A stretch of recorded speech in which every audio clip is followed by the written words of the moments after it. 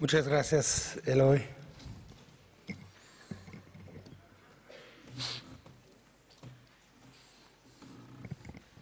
Señoras y señores,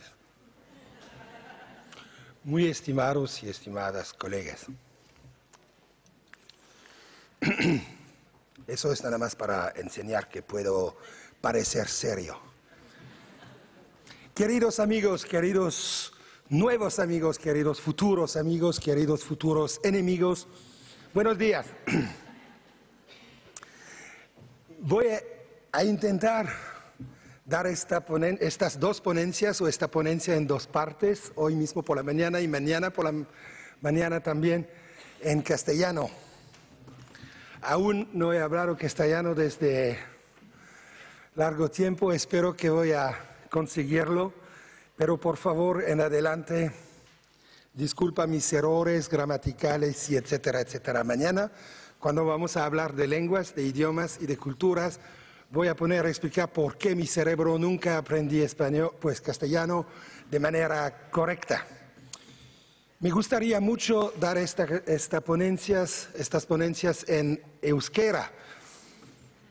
Dado que estamos en Bilbao, lo siento mucho, pero nunca aprendí esta lengua. Quizás un día voy a hacerlo.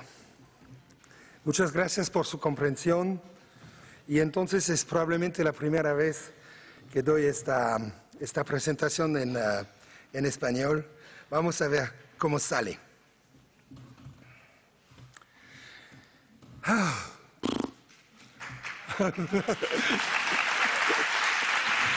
Gracias. Pues después de eso probablemente no necesito eso. Eso es un poco calientito aquí, ¿no? Entonces, para empezar, algo en inglés, pero que no viene de Estados Unidos, sino de Inglaterra, al origen. In all affairs, it's a healthy thing now and then to hang a question mark on the things. Es decir, en este caso creo que es bastante sano el cuestionar determinadas cosas y no dar por hecho demasiada. Los asuntos es algo sano, digamos. Poner puntos de interrogación, ¿se dice así? A veces sobre las cosas que ustedes han considerado durante largo tiempo como adquiridas, ¿no? Entonces quizás voy a decir hoy mismo y probablemente aún más mañana algunas cosas que pueden ser no difíciles, sino controversiales, ¿se dice así? Controversias, ok, gracias. No voy a disculparme por eso. Cognición y emoción en nuestros cerebros, entonces, ¿qué puede esperar de la neurociencia, la educación?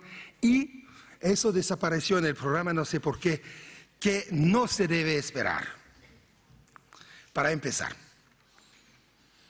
Entonces esto es part 1, es la primera parte, la segunda parte es mañana por la mañana. He intentado hacerlo de tal modo que la gente que no puede venir mañana quizás tiene algo de hoy, pero idealmente es una ponencia en dos partes. Entonces, empezamos con nuestro viaje de aprendizaje. Eso no es un cerebro, como se puede ver, ¿no? Pero parece como un cerebro bastante, digamos, lindo. No hay sangre. He pensado que es un cerebro real, ¿no? Con sangre y todo eso a las 10 de la mañana, no. Inmediatamente después del desayuno, no. Entonces, lo bueno cuando se viaja con, ¿cómo se llama eso en español? Un balón, sí. Es que siempre se sabe de dónde sale, pero nunca se sabe dónde va a llegar. Depende de los vientos. Y a propósito de los vientos voy a decir algunas palabras hoy mismo y lo esencial mañana. Este es el menú para hoy y mañana. Y para empezar, comprender o aprender, casi lo mismo es, para empezar, ver estructuras. No sé si es la traducción adecuada para patterns en inglés, pero vamos a intentarlo. Y para empezar, algunos, no sé, comerciales. Son comerciales de los años 90 que me gustan mucho, a pesar de que son comerciales para un banco. Pero eso no importa. Se podía ver en aeropuertos, en casi todo el mundo, imágenes de este tipo. Y nada más con una sola palabra de comentario, digamos. Y en este caso se puede ver un mango y un pastel de chocolate, probablemente. Bueno, malo. Malo, bueno. Y el eslogan, ¿se dice así eslogan? Era: nosotros entendemos las diferencias de perspectivas.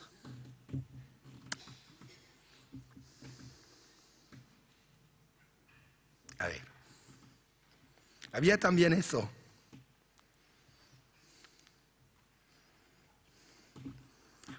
Con estas dos palabras.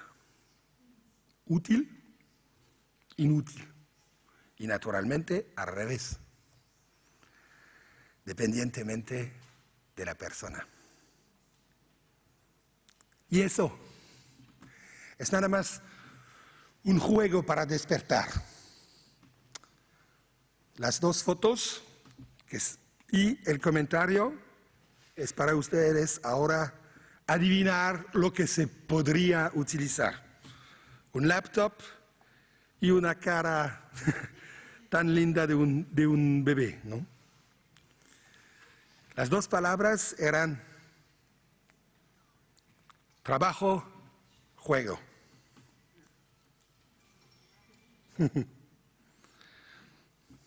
Había un montón de este tipo, pero nada más para terminar.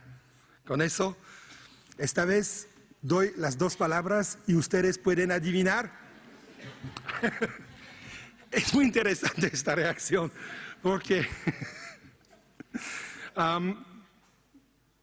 pues vacaciones, infierno, o al revés.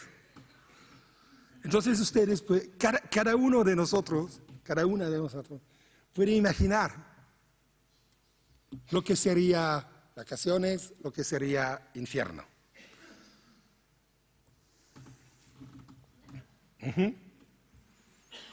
Vacaciones para alguno, infierno para otro. Y la segunda,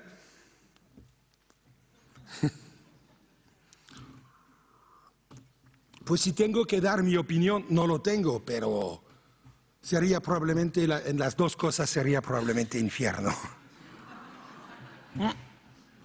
Pero según alguien que me conoce bastante bien, de todos modos, la palabra vacaciones no tiene ningún tipo de sentido para mí. Pero eso no, sí, claro, yo sé. Quizás la palabra infierno tiene sentido. Especialmente en el segundo caso. Pues, comprender es ver esquemas de una manera muy particular, muy especial. Es la experiencia eureka, ¿no? ¿Se acuerdan de Arquímedes, o se dice así?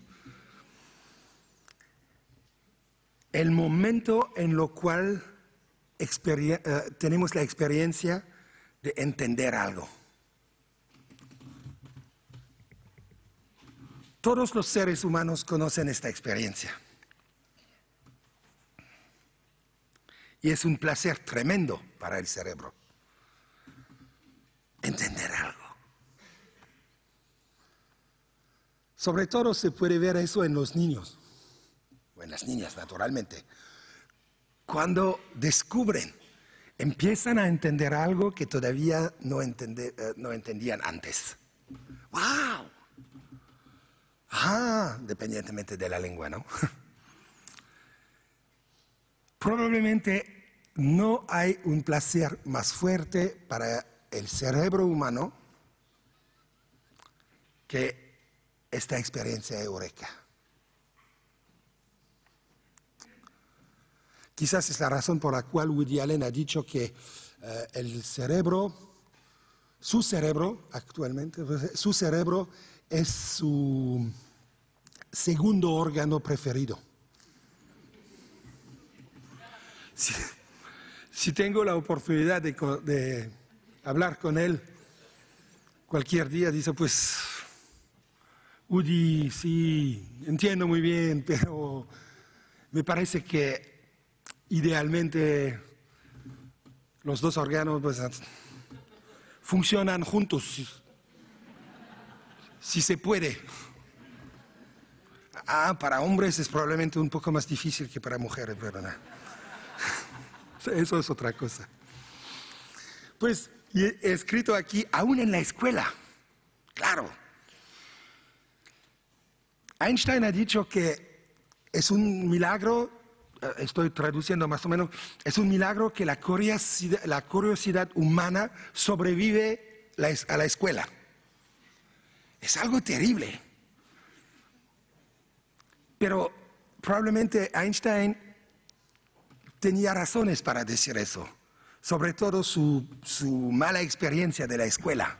Einstein era un alumno bastante, ¿cómo se dice? Mediocre. Eso es interesante, ¿no? Pero yo pienso que como el ser humano, el bebé, y cuando crece un poco, ¿no?, conoce esta experiencia, eureka, este tipo de orgasmo intelectual, desde el inicio de su vida. Llega a la escuela, si tiene suerte, va a descubrir que la escuela es un lugar en lo cual se puede experienciar eso, el eureka, y no solamente se puede, pero es el lugar ideal para eso. Aquí en esta sala me imagino que hay un montón de gente que tenía una experiencia bastante positiva en la escuela a los 4, 5, 6 años de edad.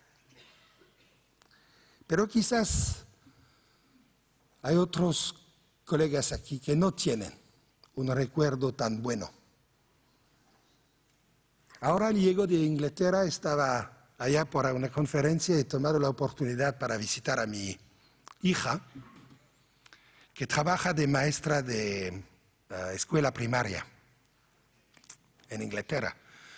Hace unos años me ha dicho, pues, papá, creo que era estudiante, me gustaría trabajar de maestra de primaria. He dicho, pues, Hélène, qué bueno, qué fantástico. Pero, ¿sabes qué tipo de responsabilidad vas a tener? Yo, sí, creo. Tenía 22 años de edad, entonces no. He dicho, pues eso es una responsabilidad tremenda. Porque para los niños, para las niñas que van a llegar a tu salón de clase cada año, la cara de la escuela, la primera cara de la escuela, la primera cara de la educación formal, digamos, será tu cara. Y si consigues que estos niños, estas niñas, tienen cuando salen de tu salón de clase una imagen positiva de la enseñanza en un ámbito escolar, que experiencian el placer del descubrimiento, del eureka, probablemente en su futuro sería mucho más fácil para ellos, para ellas y para tus colegas que siguen. Ahora, si la manera con la cual o el tipo de contacto que tienes con estos niños, estas niñas, no es tan bueno para ellos, para ellas. Otra vez, este recuerdo se quedará en la mente de esta gente probablemente durante toda su vida. Es una responsabilidad tremenda. Yo personalmente no tendría el valor para hacerlo. Y mi hija me mira y dice, pues papá, enseñas en Harvard. Dice, sí, es verdad. Y dice, tú tienes también una responsabilidad tremenda. Yo digo, pues enseñar en Harvard es muy fácil. No hay ningún tipo de responsabilidad. La gente que tengo enfrente de mí son adultos, son educados, son bla, bla, bla, todo lo que se puede imaginar. Pueden defenderse contra la imagen que yo doy. Yo puedo decir cualquier tipo de cosa. Ellos pueden estar de acuerdo o no de acuerdo, hablamos. No hay ningún problema, esto es muy fácil, muy fácil. Y la responsabilidad es cero o casi. Pero en una escuela primaria, sobre todo en primer año, ¡wow! Y mi hija me ha dicho, pues, entendido, yo voy a hacerlo de todos modos. Eso. Excelente.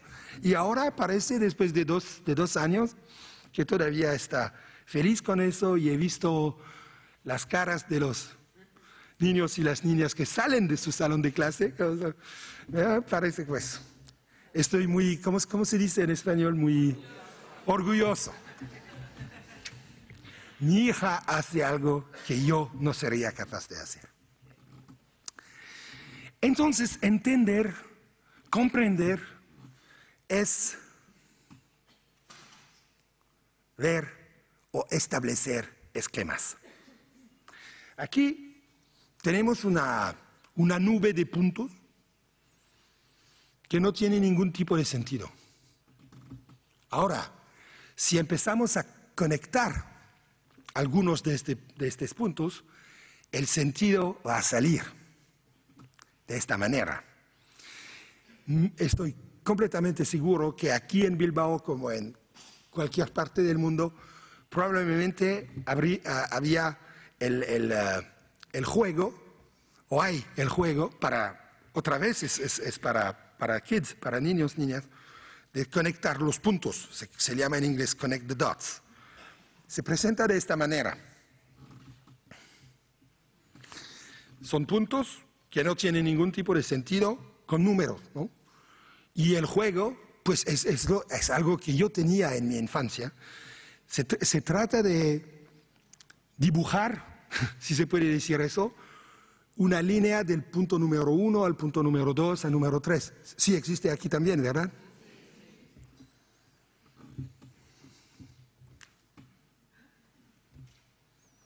Pues, no sé cómo ustedes practicaban eso, pero me acuerdo bastante bien de lo que yo he hecho con eso. Teníamos como pequeños libros con cada página con un dibujo de este tipo y yo creo nunca terminé un dibujo.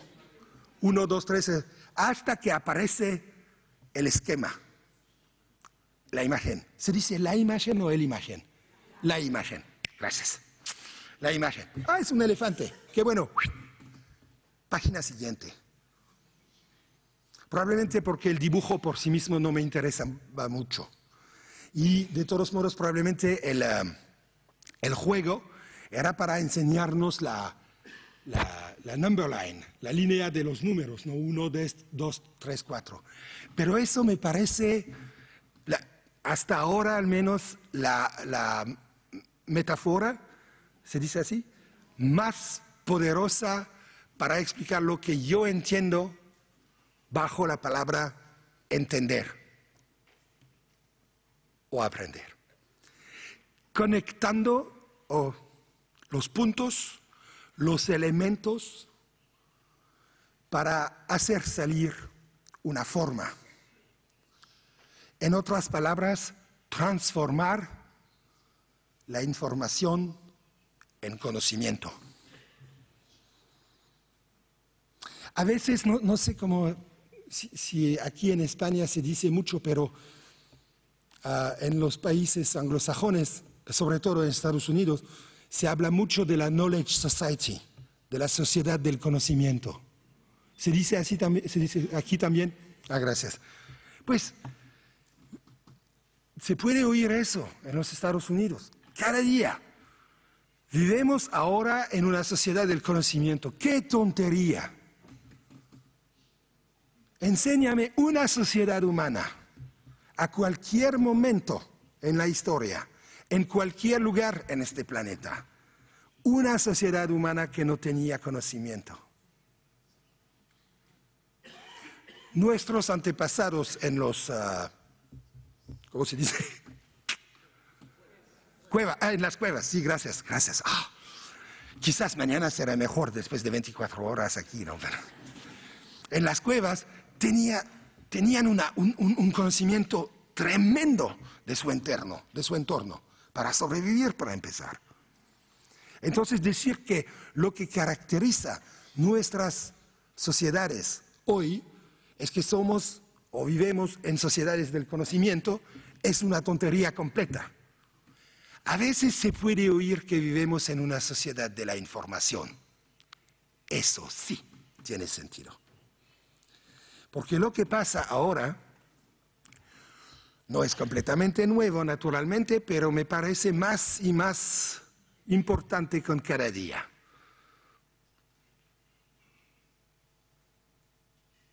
Estamos siempre bajo una lluvia terrible de información, de puntos que no tienen ningún tipo de sentido si no están relacionados entre sí o con otros puntos para tener un esquema, una imagen, algo que tiene sentido. Y es mucho más fácil publicar información que transmitir conocimiento. Nuestros medios de comunicación hacen un trabajo fantástico cuando se trata de publicar información. Puntos no relacionados, sin ningún tipo de sentido. Ahora, ¿qué pasa? El mundo se puede dividir en dos partes. La gente que puede conectar los puntos y entonces transformar esta información en conocimiento, y la gente que para varias razones no lo puede. En algunos contextos, esta gente es la mayoría. Es cuestión de educación, como lo vamos a ver. Si los medios de comunicación no comunican conocimiento, sino información, hay razones. No es un accidente. Vamos a hablar de eso más mañana, o quizás hoy un poco también. Como dice el proverbio africano, no saber es malo, pero no querer saber es peor. Se trata en este caso de un individuo, me imagino, ¿no? Que no, yo no quiero saber. ¿Qué? ¿No quieres saber por qué? Porque los medios de comunicación, herramientas de las dominaciones económicas y políticas, herramientas muy poderosas, no quieren que tú sabes y hacen todo lo posible para que tú no sabes. A ver. Esta foto me gusta mucho. Cuando yo tenía como 10 años de edad, teníamos un ejemplo de este tipo también, pero el animal era diferente. No era un elefante, sino, ¿cómo se llama? Sí, eso. He visto la palabra, pero No sé qué pasa, es una foto muy reciente, quizás una consecuencia del cambio climático, no sé. Pues, reconocer esquemas, entonces, le hace sentirse seguro o segura. Es algo confortable, pero ver esquemas puede engañar también, porque encontrar correspondencias con esquemas ya conocidos puede también crear problemas. Dos ejemplos muy sencillos. ¿Qué pueden ver? Qué bueno. Algunos dicen 13, otros dicen B. Yo digo, arriba es un B y abajo es un 13. Y si no me creen, mira. Eso se llama percepción categórica. Naturalmente es exactamente lo mismo. No se puede decidir si es un B o un 13. Con eso, naturalmente, es decir, con un contexto. La probabilidad que arriba es un B y abajo un 13 es grande. Aún se podría perfectamente imaginar A13C, 12B, 14. Pero otro comercial que me gusta mucho. Es real, ¿no? No se trata de un banco esta vez. Se trata de otra cosa. Ustedes pueden probablemente imaginar lo que se vende. Y tomaron el dibujo nada más así. Y lo único que sacaron es el texto. ¿Se puede imaginar? ¿Pueden imaginar lo que se... Sí, pues una aspirina, una píldora de cualquier tipo, contra el dolor de cabeza, etcétera, etcétera. Pues, colegas, este comercial pertenece en el Guinness Book of Records, porque ese probablemente es el peor comercial en términos de impacto de toda la historia de los comerciales, ¿no? Y puedo decir eso, si entiendo bien la idea general de comerciales, es vender cosas, ¿no? O vender más cosas, en este caso vender más aspirina, de un tipo particular, de un marco particular. Pero lo que pasaba con este comercial es que no solo la compañía farmacéutica no ha vendido más de estas píldoras o qué sé yo, sino que aún la gente que antes compraba este marco acabaron con eso. Lo que probablemente no es la idea general, ¿no? Pues pueden imaginar por qué. Hay un montón de razones posibles. Piénsalo. Lo que pasaba es que este dibujo que acompañaba el comentario ha sido desarrollado aquí en Europa para una compañía farmacéutica europea, pero para el mercado de Norte África. Países en los cuales se habla y se lee en árabe. Es decir, al revés. Si ustedes se sienten muy bien, toma mi... ¿Quién sería tan tonto? Es auténtico. Eso se llama, es una forma de etnocentrismo que existe a todos los niveles, también a nivel científico, lo voy a enseñar mañana. Pero en este caso, pues los designers, los que han desarrollado este comercial, no han pensado en eso. Es algo que puede funcionar en mi contexto, entonces probablemente funciona en todos los contextos culturales, etc. No, lo siento mucho. Hay algunas cosas. Reconocer esquemas identificar esquemas o identificar un fenómeno de cualquier tipo con algo conocido puede ser peligroso, digamos. Mañana vamos a hablar de Bernal Díaz del Castillo, que nos has dado un ejemplo extraordinario de eso. Ahora, con todo eso en cabeza, ¿puede la neurociencia ayudarnos en el ámbito educativo, ayudar a entender el papel de las emociones, particularmente en la educación? Pues, hace algunos años, casi 10 años ya, en Dinamarca, creo, empezaba una ponencia de este tipo y digo, la investigación cerebral probablemente no va a resolver todos los problemas de la educación. Y un periodista alemán, que estaba muy agresivo, me interrumpe después de la primera... Eso era mi primera frase, ¿no?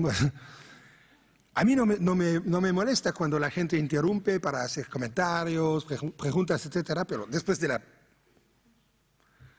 Yo digo eso, probablemente no va a resolver todos los problemas de la educación. Y él dice, no, eso no. Y él dice, la investigación cerebral no va a resolver ningún problema de la educación. Y yo digo, sí, estoy totalmente de acuerdo con usted. La investigación cerebral no va a resolver problemas, sobre todo en la educación. ¿Por qué? No es su rol, no es su papel, vamos a ver eso. Pero no significa que es inútil, porque los descubrimientos sobre el cerebro por parte de las neurociencias pueden, al menos, sacar problemas antiguos a una nueva luz, plantear nuevas preguntas e informar debates. Es decir, es como aquí en esta escena, ¿se dice escena? Escenario. Dos luces muy fuertes. Yo no puedo ver... Pues de todos modos soy sin mis anteojos, aún así no puedo ver mucho. Ahora, si se imagina que este escenario es el mundo educativo, tenemos luces para ver lo que pasa. Luces que vienen de ciencias sociales, que vienen de la filosofía, que vienen de la sociología, que vienen de la psicología tradicional, que vienen de la experiencia educativa, que vienen de todas las partes. Ahora, desde al menos 15 años, aún se desarrolla solamente ahora y de manera modesta, digamos, tenemos una nueva luz para entender lo que pasa en un ser humano que aprende algo, es decir, a cualquier momento de su vida. Esta nueva luz viene de las neurociencias. No es decir que las otras luces que tenemos desde décadas, siglos, milenios, no sirven de nada. Naturalmente no. No se trata de, ¿cómo se dice? Reemplazar la sociología educativa, por ejemplo, por las neurociencias educativas. Son cosas diferentes. Y a veces hay preguntas por las cuales la neurociencia no puede decir nada, no puede explicar nada. De todos modos, como he dicho, no se trata de resolver los problemas de la educación, sino sacar una nueva luz a las cuestiones que tenemos. El cerebro, nuestro cerebro, es el resultado de una interacción continua a cualquier momento de la vida, cualquier segundo de nuestra vida, entre naturaleza, genética, y estímulos, se dice así, estímulos, el entorno. Es decir, que el antiguo debate entre lo que es naturaleza y lo que es entorno, lo que es, se dice inneado, ¿no? Hay una palabra de este tipo, innato y adquirido a nivel cerebral. Este debate no es útil. No se puede distinguir entre lo que viene de la naturaleza, de la genética, y lo que viene del entorno. No se puede distinguir con certeza, con certidumbre. Pero lo más importante es que tenemos ahora elementos científicos, neurocientíficos, que apoyan o no teorías educativas existentes y enseñan o explican, al menos parcialmente, por qué algunos enfoques que se practican desde décadas o más funcionan mejor que otros. Y se puede también, a nivel cerebral, a nivel neuronal casi,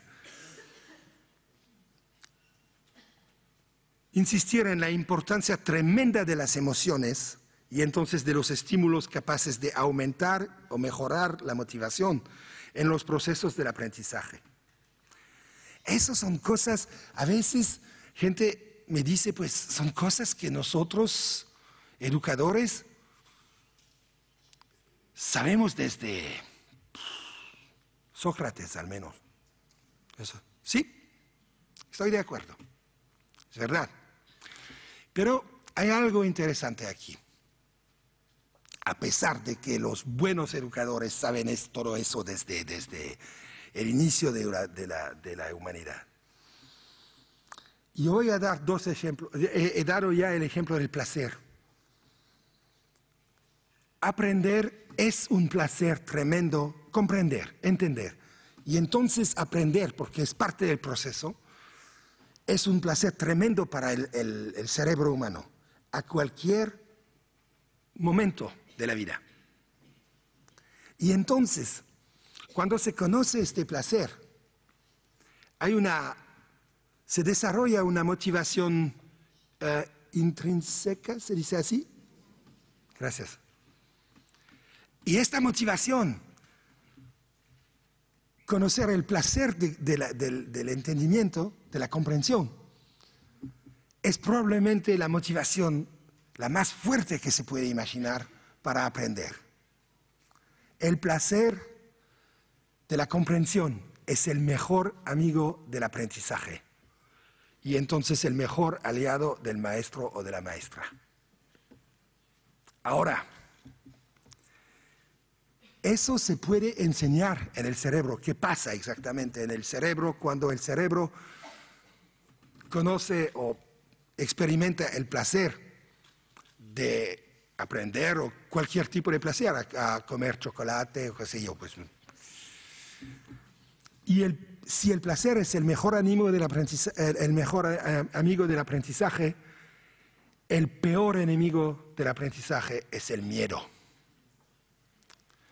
Otra vez son cosas que educadores saben desde décadas, siglos más. Pero se puede enseñar, no voy a dar los detalles, si ustedes lo quieren, voy a mandar todo eso después, no hay ningún problema. Pero ahora se puede enseñar lo que pasa en el cerebro cuando una persona tiene miedo.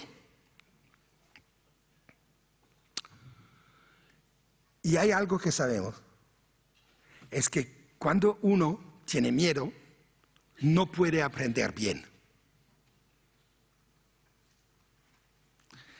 La diferencia que tenemos con esta información, con este descubrimiento neurocientífico, para nosotros, gente del oeste, como se dice, hace una diferencia tremenda probablemente. En otras partes del mundo, quizás no tiene tan gran importancia. Pero para nosotros, saber por qué lo que pasa en el cerebro, a nivel celular, a nivel de las redes cerebrales, etc., sí hace una diferencia. Cuando he oído hace poco en un país asiático que me gusta mucho, pero lo esencial es que los alumnos tienen miedo del maestro o de la maestra. No, lo siento mucho, eso no. Es una idea terrible. Dice, sí, pero así hay respeto. Eso pues respeto y miedo son dos cosas diferentes, para empezar. Y sobre todo, cuando hay miedo, no se puede aprender bien. Aquí la razón, de manera muy rápida. ¿De qué sirve el miedo para nosotros o animales? Protegernos, sobrevivir. Es decir, nuestros antepasados otra vez. Cuando se ven encontrados de un segundo a otro con un león, sabían qué hacer, huir o quizás pelear, pero aquí en la ciudad de Bilbao es muy poco probable que ustedes van a encontrar un león en la calle, pues, pero hay otros peligros. Como ayer, por ejemplo, llegando como a la medianoche, un bus o un tram, se dice tram, ¿no? Y yo estaba buscando cigarros porque no tenía nada, pues es difícil encontrar cigarros en Bilbao a medianoche, pero... Y naturalmente estaba, tengo que dormir un poco, bla, bla, bla. Viene el tram. No había oído. Pues, nada grave. Pero, se puede imaginar la situación siguiente. Yo estoy, o ustedes, cada uno de nosotros, cruzando la calle. Viene el tram. ¿Qué va a pasar? El sistema límbico, es decir, la parte más antigua de nuestro cerebro, muy profundamente, ¿cómo se dice? Muy profunda en el cerebro, va a tomar el poder. El hipocampo se dice así, la amígdala, almendra, toma el poder para protegernos. Porque si la corteza, se dice cortex o cortiza, si la cortiza funciona, lo que pasa es lo siguiente. Estoy cruzando la calle de Bilbao, viene un tram, y yo pienso, a ver, el tram se encuentra a 3 metros de mí. Se mueve a una velocidad más o menos de 50 kilómetros por hora. Yo, caminando, me muevo a 5 kilómetros por hora. Además, a pesar de mi volumen y peso, el tram es más pesado que yo. Yo soy ¿cómo se dice? Flesh, carne. Y el tram es de metal. Entonces, si continúa de esta manera, probablemente vamos a tener un choque entre el tram y yo. Sería probablemente útil para mí tomar una decisión de tal modo que pueda evitar. Eso, pues naturalmente es exagerado, pero es el tipo de razonamiento que la corteza va a hacer. Es decir, que cuando llega a una decisión, estoy muerto. Entonces no hay decisión. El sistema límbico toma el poder de tal modo que la corteza no puede reflexionar, perder tiempo para salvar mi vida. Y es decir, que sin pensarlo, de manera consciente, yo voy a hacer un paso atrás o qué sé yo, algo de este tipo para evitar el choque. Lo que a veces se llama un reflejo, pero técnicamente no es un reflejo, pero eso no importa. Es que no lo pienso, no siquiera lo pienso, no puedo pensar, no tengo el tiempo para eso. Ustedes pueden experimentar eso de manera casi cotidiana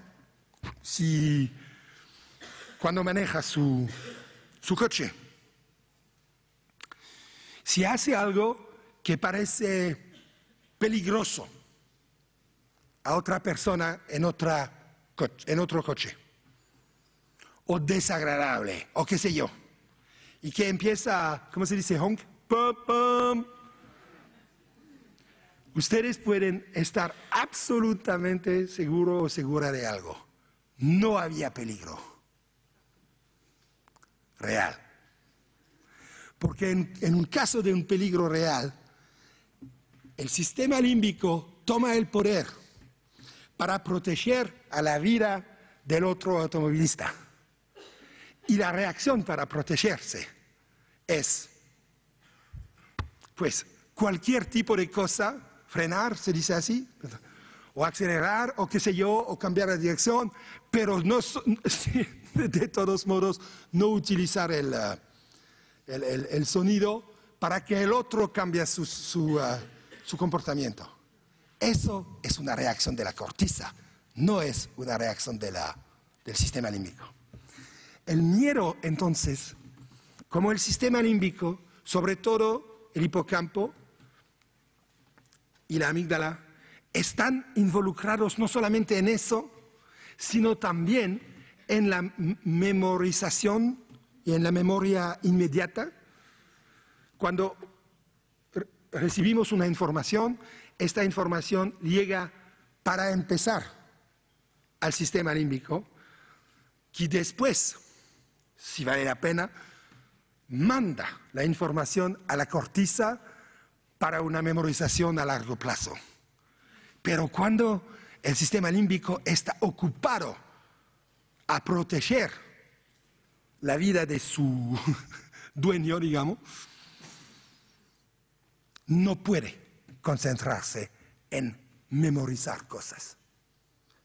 Es una de las razones por las cuales el aprendizaje, que claramente no es solo memorización, pero pues es parte de, la memorización es parte del aprendizaje.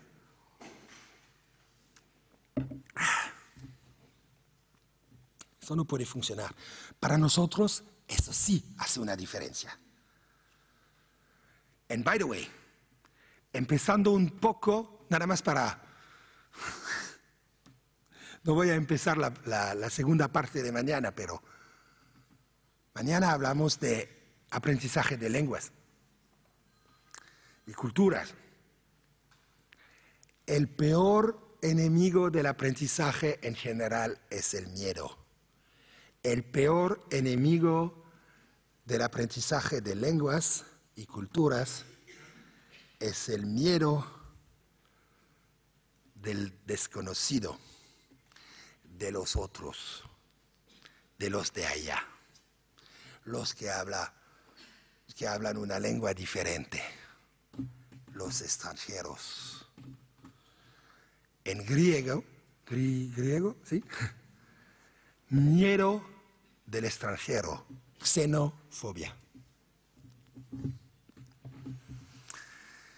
Las dos nociones claves para educadores hoy son la plasticidad y la periodicidad del cerebro. Tenemos periodos sensibles por cada tipo de aprendizaje, es decir, periodos optimales, pero no se debe hablar de periodos críticos, porque un periodo crítico más o menos indica que hay un periodo durante lo cual se debe aprender algo y después es demasiado tarde. ¡Mentira! Nunca es demasiado tarde. Se puede aprender una nueva lengua, por ejemplo, japonés, chino, quechua, kiswahili, euskera, a los 70 años de edad. No hay ningún problema. Naturalmente, no se aprende de la misma manera si uno tiene 70 años o si tiene 5 o 7 años de edad. Eso es diferente, pero se puede. Nunca es demasiado tarde para un cerebro sano, digamos. Pero sí hay periodos durante los cuales es más fácil, es más rápido, es más sólido, bla, bla, bla. Una cosa, especialmente para las colegas aquí que tienen la suerte increíble de ser enfrentados todo el día en su salón de clase con adolescentes y quizás aún tienen la suerte cuando regresan a casa de tener otros adolescentes. Pues, esa gente, pues, son los héroes de nuestro tiempo. hay algo que saber. La maturación funcional del cerebro continúa hasta la tercera década de la vida. Es decir, que la corteza prefrontal, aquí no, que está involucrada de manera tremenda en la planificación, en los higher order functions, las funciones de orden muy alto, y en la gestión de las emociones, no está maduro, la corteza prefrontal no está madura antes de los 25 años de edad, plus minus 2, 3 años, dependientemente de la gente. Es decir, que no se puede esperar que un adolescente, un teenager, un joven, un chaval, se dice así, ¿verdad? ¿No? De 15, 16, 17 años, se comporta y reacciona de la misma manera que un adulto. Aún tiene capacidades intelectuales, mentales, bla, bla, bla, académicas. Yo tengo eso con mi hijo. Y lo digo a veces, Pierre, que tiene 19 años de edad. Entonces, nada más un año y ya. Nada, 5 años, nada. Yo digo, Pierre, yo sé muy bien que tu corteza prefrontal todavía no está madura, pero pues sí, pues puede ser útil a veces, ¿no? Pero lo más importante es que la plasticidad sináptica en nuestro cerebro lo hace una extraordinaria máquina de aprender a todo lo largo de la vida. Eso sí es tremendo para nosotros, educadores, para nosotros como seres humanos, ¿no? En otras palabras, you can teach an old dog new tricks. Es posible, no sé cómo se dice eso en español, es posible enseñar a un perro viejo nuevos trucos. Sacar esta foto me ha costado más tiempo que la preparación de toda la ponencia.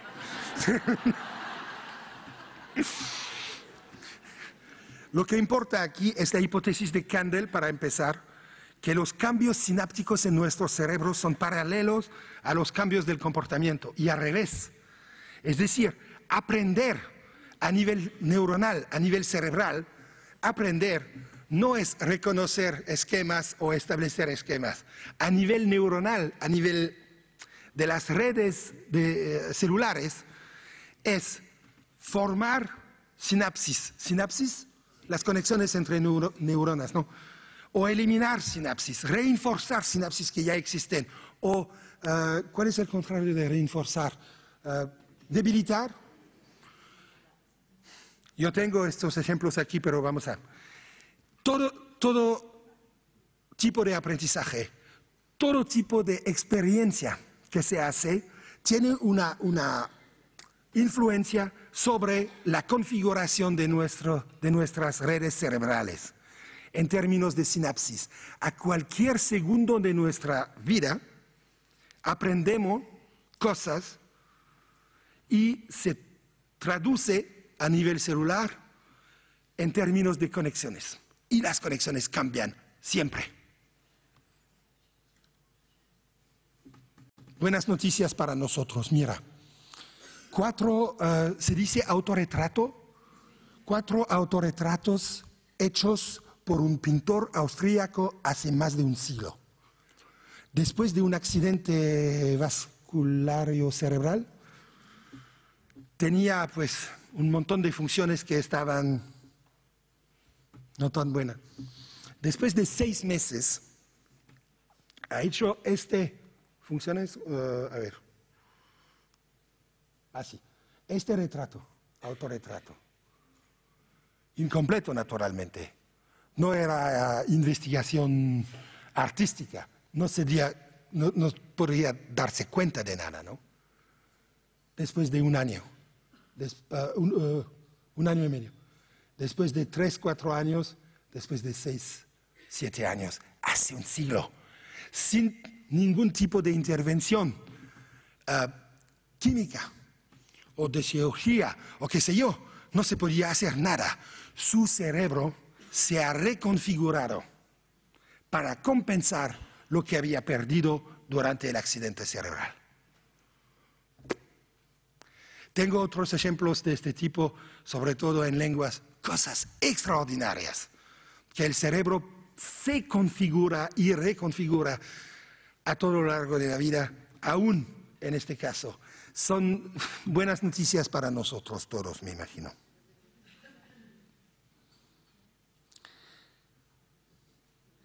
Hay riesgos, hay neuromitos, hay neurocharlatanes y neurotraficantes en todas las partes del mundo. He visto eso. Hay neurohijacking, ¿sabe? No sé cómo se dice eso en español, por eso. ¿Secuestro? Ah, pues, gracias, lo voy a corregir para mañana. Pues, algunos neuromitos, nada más para terminar sobre eso hoy y continuamos mañana. Hay neuromitos en todas partes. He visto eso desde Hawái a Japón, pasando por... algunos son chistosos, interesantes, algunos son peligrosos. A ver, por ejemplo, he leído que de todos modos se utilizan solo unos 10% de nuestro cerebro. ¿Qué? Hay gente que dice que Einstein otra vez ha dicho eso. Pues Einstein claramente no tenía las tecnologías para hacer las imágenes cerebrales, pero conocía la evolución, las leyes de la evolución, ¿no? ¿Cómo se podría imaginar que la evolución había autorizado el desarrollo de un órgano que representa como 2% del peso total del cuerpo humano, en una persona como yo, probablemente aún menos, pero utiliza 25% de la energía del cuerpo humano, si sería nada más para utilizar 10% de su capacidad? Eso no tiene ningún tipo de sentido. Pero es chistoso, no es tan grave. Hay gente que dice que eso viene de George W. Bush. O en Francia dicen que viene de Nicolas Sarkozy. Eso sí es posible. En ciencia se trata de una falta de razonamiento que se llama generalización a propósito de a partir de su propio caso. Pues, no. Hay que reconocerlo, hombres y mujeres simplemente tienen cerebros diferentes. Pues sí, genética, entorno, somos educados como chicos o chicas en general, independientemente de la orientación sexual. Pero si se trata de explicar el hecho que las mujeres tienen en los estudios internacionales resultados académicos mucho mejores en promedio que los varones, si se trata de explicar eso por la neurociencia, no sirve de nada. Hay que utilizar la sociología, la antropología, eso sí, importa. Pero decir, las mujeres tienen resultados académicos mejores en promedio porque el cerebro femenino, no creo. Aún a veces, entre nosotros, chicos, sí creo que es muy posible que las mujeres son más inteligentes que nosotros. Hay periodos críticos durante los cuales se debe aprender ciertas cosas, o no hay tiempo que perder, todo lo importante en el cerebro se decide antes de los 3 años. ¡Qué horror! Eso es para los colegas aquí que tienen bebés, ¿no? Viene el bebé, ¿no? Y después de 10 segundos, ¡oh, qué bueno! ¡Ah! Tengo 3 años. El countdown ha empezado, 3 años, ya he perdido 5 segundos. O cualquier tipo de cosa que se vende utilizando pseudociencia, mejora su memoria, aprende soñando. He visto un tipo que ve en Estados Unidos un método para aprender ruso en 3 meses nada más soñando y escuchando a un tipo que lee los hermanos Karamazov de Dostoyevsky. Y dice, no solamente después de 3 meses se habla ruso, se entiende ruso, se habla ruso, pero quizás también se puede escribir en ruso y probablemente más o menos en el estilo de Dostoyevsky. Yo tengo miedo cuando... Lo que me horroriza en este caso no es que el tipo vende eso, pero hay gente que compra eso. Soy cerebro izquierdo y ella es cerebro derecho. Un gran clásico, especialmente en los Estados Unidos. Después de las ponencias, hay gente que viene y dice, yo tengo un problema con mi marido, con mi esposa, qué sé yo. Pues, yo también. O sea, el problema es que porque soy cerebro izquierdo y ella es cerebro derecho. O sea, ¿sí? ¿Verdad? Sí. Dice, pues, mira, para empezar, yo espero que soy cerebro completo. Y probablemente usted también, porque no hay cosas de ese tipo, no hay gente que tiene nada más un cerebro izquierdo, un cerebro derecho, no significa nada. Pero es el neuromito lo más útil del mundo. Es tontería completa, pero si se puede utilizarlo para que la paz regrese en el hogar, antes que la pelea se transforma en, sabes, que los platos volan a través de la cocina y todo eso. ¡Hey! ¡Stop! Un momento. ¿Sabes por qué no estamos de acuerdo? ¡No! ¿Qué dice? Mi amor, eres cerebro derecho. Y yo cerebro izquierdo. Sí, qué bueno, viene por aquí. Cariño, qué bueno, esto es fantástico. Tontería, pero útil.